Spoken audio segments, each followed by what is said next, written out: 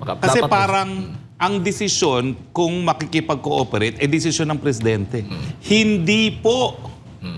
Saligang batas po ang nagsasabi na hindi na dapat mag-cooperate dahil ang sabi ng saligang batas, ang kapangyarihan ng hudikatura ay nasa Korte Suprema lamang at iba pang mga mabababang mga hukuman na binuo ng Kongreso. Hindi po desisyon ng presidente yan. Yan po ay isang constitutional mandate.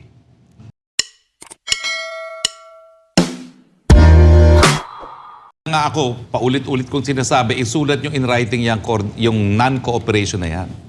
Dahil kinakailangan, hindi mo po pwede sabihin verbal lang yung legal basis mo para hindi ka makipagtulungan eh. Di ba? Ang dali-dali sabihin ng isa, sabihin na natin, ito hindi ko naman sinasabi mangyayari. Theoretically speaking, isang tawag lang yan sa isang opisyal ng PNP at sinabing may bago na ngayong direktiba ang presidente. I-enforce yung warrant of arrest. O anong gagawin ng pulis? Kung wala siyang written order na pinaghahawakan, ay hindi po ako naniniwala kasi ito yung written order, memorandum circular ni Presidente, number X, Y, and Z, na nagsasabing non-cooperation. Lalabagin ko po utos ng Presidente pag sinunod ko yung utos ninyo. Sa batas kasi, halos walang bisa yung verbal na yan. Kinakailangan nakasulat. At ano ang dahilan na ayaw bang nilang isulat? Baliktarin natin ngayon ang tanong. Paulit-ulit niyang sinasabi, bakit ayaw isulat? Di ba kayo nagtataka? Bakit hanggang verbal lang? Yan ang tanong ko sa inyo. Sagutin niyo lahat yan. Ang diba? Ikaw, ano tingin mo? Bakit ayaw isulat? Ako, nagtanong din ako. Tinanong ko kahapon ang taga-Philippine National Police. Kasi, di ba, merong pronouncement si PBBM. Tanong ako, sabi ko, sapat ba yun?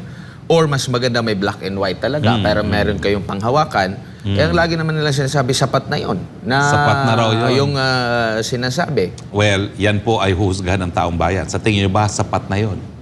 So, kumbaga, Ano naman ang dahilan bakit ayaw niyong isulat? Ano ba yun? Nahirapan ba kayo gumawa ng isang napakaikling memorandum circular? Yun ba yung dahilan? Bakit ayaw? Ang tanong, bakit? Sige nga. Samantalang lahat ng pag-o-order ng presidente isinusulat. Di ba? Hindi ko maintindihan kung bakit ngayon sa isang importanteng bagay na non-cooperation ayaw isulat. Yun po ang aking katanungan lamang. May pahayag, attorney, si Solicitor General Minardo Guevara. Ang sabi niya dito, the PNP and other law enforcement officers are the only persons authorized to serve warrants of arrest in Philippine territory. The PNP statement that it will not enforce any warrant that may be issued by the ICC is simply in obedience to the directive of the President who exercises control over the executive department, including the National Police. Ganun pa rin ang katanungan ko. Bakit ayaw isulat ni Presidente yung kanyang order na yan? Sagutin niyo po ako. Bakit ayaw? Okay? Ang Presidente lamang ang makakapag sagot Doon ako napipikon eh. Kasi parang ang desisyon kung makikipag-cooperate ay desisyon ng Presidente. Hindi po. Saligang batas po ang nagsasabi na hindi na dapat mag-cooperate dahil ang sabi ng saligang batas, ang kapangyarihan ng hudikatura ay nasa Korte Suprema lamang at iba pang mga mabababang mga hukuman na binuo ng Kongreso. Hindi po desisyon ng Presidente yan. Yan po ay isang constitutional mandate. So, tingin ko naliligaw tayo sa debateng ito dahil ang akala natin, tanging Presidente lang ang magdedesisyon. Hindi po. Kinakailangan ipatupad lamang ng Presidente ang saligang batas. Yan po ang paglilinaw na gagawin natin.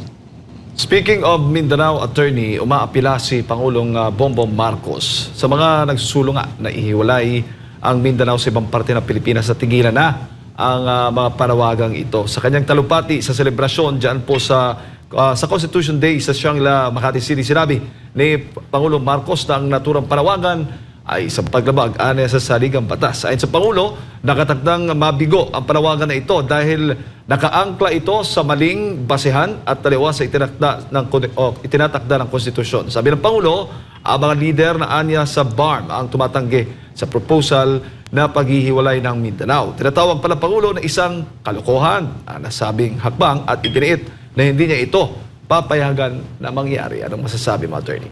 Well, ang panawagan naman po ni dating Pangulong Presidente Rodrigo Roa Duterte, talaga naman pong yan ay expression of, kumbaga, hopelessness. Dahil ang gulo-gulo ng mga politiko dito sa Maynila.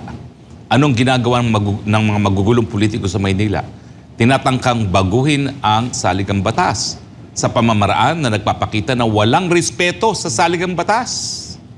Kaya ang sabi niya, kung talaga kayo hindi mag-uubra at hindi kayo magtitino, baka humiwalay na lang ang Mindanao. Kasi tignan mo, binibili ang lagda para sa People's Initiative na sa katunayan ay isang initiative ng mga politiko. O aamindahan ang saligang batas. Biro po, Constitution Day yung pinagsalitaan niya. Pero Mr. President, tahimik ka pa rin kung ano talaga ang iyong posisyon sa bribery initiative. Ang tanging nagsasalita lang dyan para sa iyo ay si Senate President Mig Zubiri.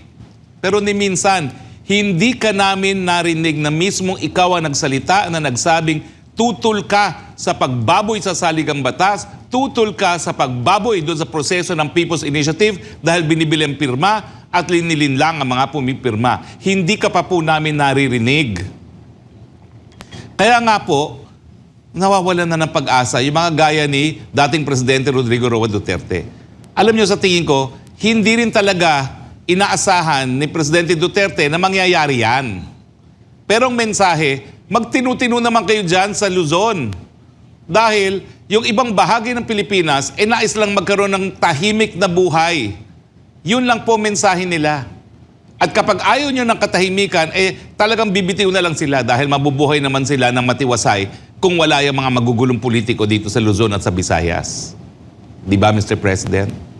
Pero, wag po nating kakalimutan ang konteksto na sinabi yan ni dating Presidente Duterte.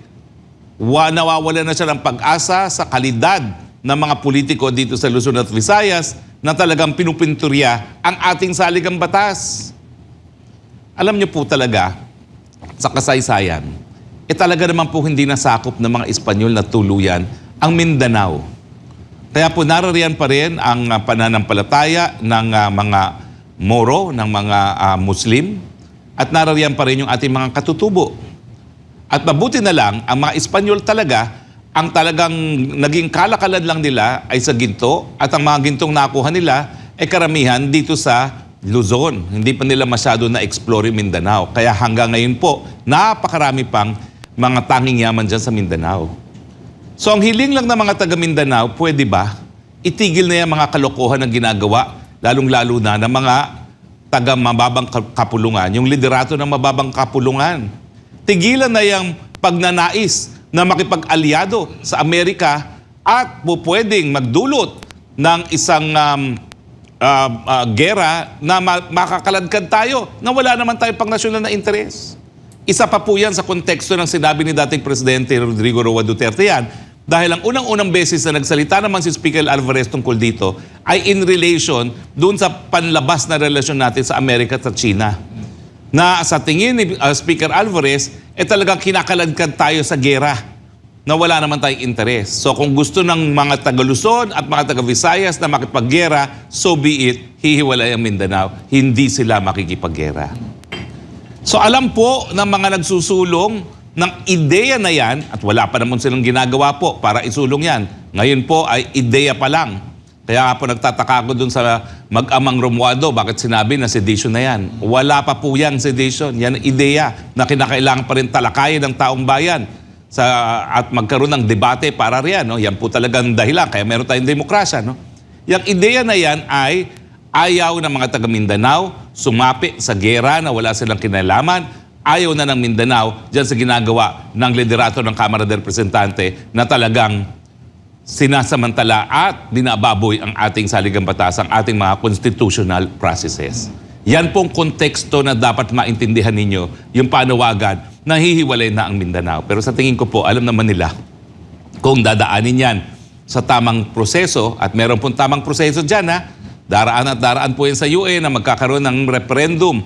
Pero ang boboto po, hindi lang ang mga taga Mindanao, kundi ang buong bansang Pilipinas. At sa tingin ko nga, ang buong bansang Pilipinas, hindi papayag na mawala yung Mindanao kung saan nanggagaling ang tanging yaman na dahilan kung bakit napakalakas at napakasigla ng ating ekonomiya ngayon dahil halos lahat ng nickel at ginto galing ngayon dyan sa Mindanao. Wag na natin kalimutan, no? Pati yung Lanzones, pati yung Marang na mga gustong-gusto ko, at ang mangustin. Naku, pag humiwalay ang Mindanao dyan, paano yan? Mag-import na tayo ng Marang at ang At may mangustin. passport na. Ano ba yan? May passport na, attorney. At saka, kayong dalawa, nako, magwo-work permit na kayo dito sa Luzon. At ako naman, kinakailangan na akong kumuha ng visa siguro doon. Oh my goodness. Pero attorney, kung hindi ito sedition, ground for sedition, hindi rin ito banta sa Republika ng Pilipinas. Ay wala naman pong banta. Sa katunayan, ang tunay na banta ay yung mga nakikipag-alyado ngayon sa ilang mga taga-gobyerno na nagpapanggap na sila daw ay para sa mapayapang pagbabago, pero hanggang ngayon ay meron silang mga armas na pilit na pinatutumba ang gobyerno ng Republika ng Pilipinas. Yan po ang kriminal. Yan po ay krimen ng terorismo.